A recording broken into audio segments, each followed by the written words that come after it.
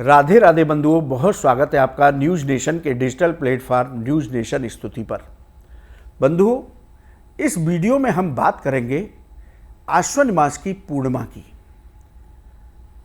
आश्विन मास की पूर्णिमा शास्त्रों में बेहद खास क्यों बताई गई। इस बार पूर्णिमा तिथि को लेकर के एक संशय बना हुआ है कि इसका व्रत चंद्रदेव का अर्घ 16 अक्टूबर को होगा या 17 अक्टूबर को।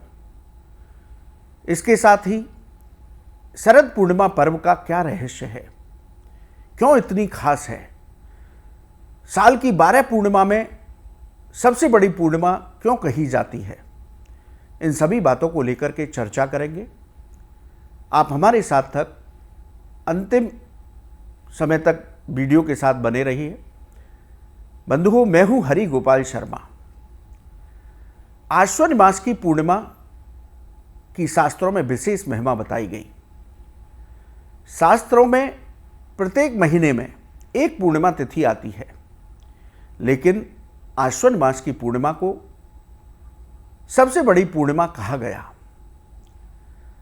शरद पूर्णिमा के पर्व के रूप में इसको जाना जाता है। इस दिन शरद पूर्णिमा का पर्व मनाया जाता है। इसके साथ ही इस दिन इस पूर्णिमा को कोजागरी व्रत किया जाता है, इसलिए इस पूर्णिमा को कोजागरी पूर्णिमा भी कहते हैं। इस कोजागरी पूर्णिमा में माँ लक्ष्मी की उपासना की जाती है, जिससे व्यक्ति के जीवन में धन धान्य की कमी नहीं होती। शरद पूर्णिमा के दिन कहते हैं कि चांद 16 कलाओं से पूर्ण होता है और चंद्रमा से अमृत की किरणें, यानी कि चंद्रमा की इन किरणों की तुलना अमृत से की गई, तो आश्विन मास की पूर्णिमा को चंद्रमा से अमृत की किरणें धरती पर गिरती हैं। यही वजह है कि हम खीर बना करके चंद्रमा की रोशनी में रखते हैं। चंद्रमा की रोशनी में रखने से चंद्रमा की किरणों से उसमें अमृत के समान गुण आ जाते हैं। भगवान को भोग लगाकर उस खीर का सेवन करने से आरोग्यता की प्राप्ति होती है। इतना ही नहीं, आयुर्वेद में बहुत सारी औषधियों को शरद पूर्णिमा के चंद्रमा के किरणों में रख करके उनका शोधन किया जाता है, उनका शुद्धिकरण किया जाता है। यानी कि आश्विन मास की जो पूर्णिमा है, उस दिन चंद्रमा से अमृत की बूंदें गिरती हैं, ये मान लिया जाए। बंधुओं, इस बार शरद पूर्णिमा को लेकर के संशय बना हुआ है। इस बार 16 अक्टूबर को शरद पूर्णिमा का पर्व मनाया जाएगा या 17 अक्टूबर को। तो आपको बता देते हैं कि 16 अक्टूबर को रात 8:45 से पूर्णिमा तिथि शुरू होगी और 17 अक्टूबर को शाम 4:50 पर समाप्त होगी। 16 अक्टूबर को शरद पूर्णिमा का पर्व मनाना बेहद उत्तम होगा। 16 अक्टूबर को ही जो लोग पूर्णिमा का व्रत करते हैं वो व्रत करेंगे। यदि हम चंद्रोदय की बात करें, क्योंकि इस पूर्णिमा को चंद्रमा को अर्घ दिया जाता है, तो शाम 5:10 पर चंद्रोदय हो जाएगा, चंद्रमा निकल आएगा।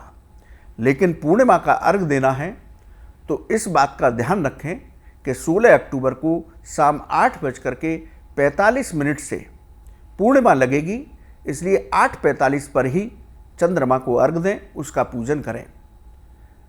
यदि चंद्रमा की किरणों में खीर रखने के समय की बात करें तो ये भी 8:45 से शुरू होगा।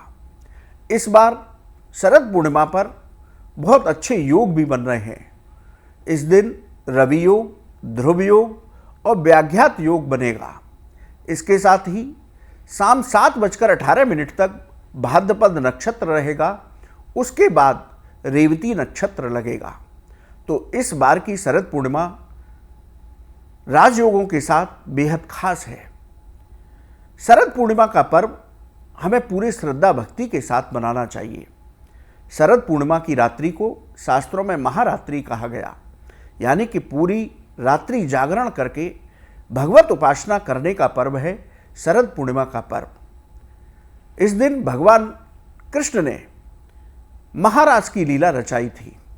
ये लीला अद्भुत है। इस लीला में आत्मा के परमात्मा से मिलन की लीला है, महाराज की लीला। तो इस दिन हमें विध विधान के साथ व्रत पूर्वक आराधना करनी चाहिए। शास्त्र कहते हैं कि जो लोग शरद पूर्णिमा के दिन जिस मंत्र की सिद्धि करना चाहते हैं वो मंत्र इस महारात्रि में सिद्ध हो जाता है। जिस मनोकामना को लेकर अनुष्ठान करते हैं वो उनका अनुष्ठान पूर्ण होता है। इतनी दुर्लभ और दिव्य रात्रि है, ये दिव्य पूर्णिमा है, इसीलिए 12 पूर्णिमा में सबसे बड़ी पूर्णिमा कही गई। आइए अब आपको बताते हैं कि किस तरह से आप पूजा करें। सूर्योदय से पहले स्नान करें, व्रत संकल्प लेकर के पूजा करें। उत्तर या उत्तर पूर्व दिशा में एक चौकी बिछाएं। चौकी पर श्री राधा कृष्ण के श्री विग्रह की स्थापना करें। चौकी पर माँ लक्ष्मी के श्री विग्रह की स्थापना करें। यदि आपके यहाँ लक्ष्मी जी का कोई धातु का विग्रह है तो उसकी भी स्थापना करें। ये दीपावली की पूजा की तरह ही आपको महालक्ष्मी की पूजा शरद पूर्णिमा की रात्रि को करनी चाहिए। शालिग्राम शिला है तो उसकी स्थापना करें। श्री राधा कृष्ण का अभिषेक करें, माँ लक्ष्मी का अभिषेक करें, उनके धातु के विग्रह का पंचामृत से अभिषेक करें, शालिग्राम शिला का पंचामृत से अभिषेक करें। श्री राधा कृष्ण जी को चंदन से श्रृंगार करें और उनको सफ़ेद वस्त्र आभूषणों से उनका श्रृंगार करें। इस दिन ठाकुर जी को सफ़ेद वस्त्र पहनाए जाते हैं। ब्रज के लिए तो ये अद्भुत त्यौहार है। ब्रज में सभी मंदिरों में भगवान का सफ़ेद वस्त्राभूषणों से श्रृंगार किया जाता है। वहीं वृंदावन के बांके बिहारी मंदिर में साल में एक बार बिहारी जी को बंसी इसी शरद पूर्णिमा के दिन धारण कराई जाती है, क्योंकि भगवान इस दिन महाराज करते हैं। महाराज का शुभारंभ भगवान ने वेणुनाथ से ही किया था, बंसी बजा करके ही किया था। बंसी की धुन सुनकर के सभी गोपियाँ भगवान कृष्ण के पास चली आई थी। तो सफ़ेद वस्त्राभूषणों से ब्रज के सभी मंदिरों में ठाकुर जी का श्रृंगार होता है, इसलिए आप अपने भी ठाकुर जी का श्रृंगार सफ़ेद वस्त्रों से करें। भगवान कृष्ण को बंसी धारण कराएं, शालिग्राम शिला पर चंदन लगाएं, श्री राधा कृष्ण और शालिग्राम शिला पर तुलसी चढ़ाएं। सफ़ेद फूलों की माला से भगवान का श्रृंगार करें। माँ लक्ष्मी को रोली का टीका लगाएं। लाल फूलों की माला माँ लक्ष्मी को धारण कराएं। ऋतु फलों का भोग लगाएं। दूध से बने पदार्थों का भोग लगाएं। इसके साथ ही शरद पूर्णिमा को पंचमेवा की खीर बनाएं। उस खीर को पहले चंद्रमा की रोशनी में रखें, उसके बाद ठाकुर जी के सामने उसका भोग लगाएं। भगवान कृष्ण के मंत्रों का जप करें, अपने इष्ट देव के मंत्रों का जप करें, माँ लक्ष्मी के मंत्रों का जप करें। भागवत जी में दी गई महाराज की कथा को अवश्य पढ़ें। गोपाल सहस्त्रनाम का पाठ करें। श्री सूक्त और कनकधारा स्तोत्र का पाठ करें, जिससे महालक्ष्मी प्रसन्न हो। सामर्थ्य के अनुसार ब्राह्मणों को दान दें। शाम के समय चंद्रमा को अर्घ दें। शाम को तुलसी जी के पास घी का दीपक अवश्य जलाएं। शाम के समय आपने जो पूजा सुबह की है उसी तरह शाम के समय भी पूजा करें फिर से। और संभव हो सके, ये महारात्रि है, पूरी रात्रि जागरण का पर्व है, तो शाम को आप पूजा शुरू करके अपनी सामर्थ्य के अनुसार, अपनी शरीर की सामर्थ्य के अनुसार जितना संभव हो सके उतना रात्रि जागरण अवश्य करिए। हरिनाम संकीर्तन करते हुए करिए। बंधुओं, इस तरह से हमें शरद पूर्णिमा को माँ लक्ष्मी और भगवान युगल सरकार श्री राधा कृष्ण की उपासना करनी चाहिए। अपने इष्ट देव की उपासना करनी चाहिए। शास्त्र कहते हैं शरद पूर्णिमा की रात्रि महारात्रि है। इस रात्रि में जो लोग रात्रि जागरण करते हुए भगवत उपासना करते हैं, न सिर्फ उनकी सभी मनोकामनाएं पूरी होती हैं, उनके जीवन की सभी बाधाएं दूर हो जाती हैं। उनके जीवन में कभी धन की कमी नहीं रहती।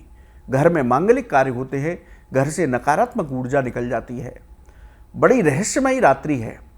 इस रात्रि में मंत्र सिद्धियां प्राप्त होती हैं। तो बंधुओं, हमें विधि विधान के साथ ये पूर्णिमा तिथि कलयुग में हम सभी लोगों के लिए किसी वरदान से कम नहीं है। तो इसका लाभ उठाना चाहिए, भगवत उपासना करनी चाहिए। तो आप सभी को शरद पूर्णिमा पर्व की मंगलमय शुभकामनाएं।